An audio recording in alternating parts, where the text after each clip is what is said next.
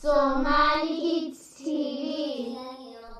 aan ku dadaalno bisha ramadaanka haddii alla ina gaarsiiyo inaan xifdinno salaadaha waqtiyadooda, inaan u degdegno jimcada iyo jamaacada inaan masaajidka kusoo tukanno.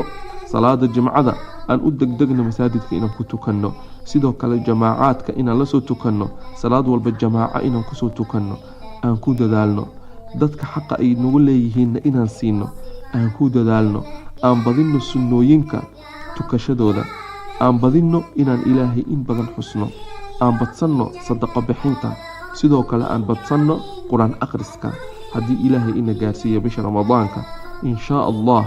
aan badinno inaan qur'aanka in badan khatinno oo aan soo bilaabno oo aan khatinno.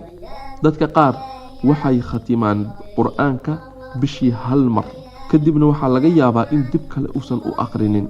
laakiin waxaa la rabaa qofka bisha ramadaankana inuu in badan khatimo, mar walbana noloshiisa qur'aanka u akhriyo.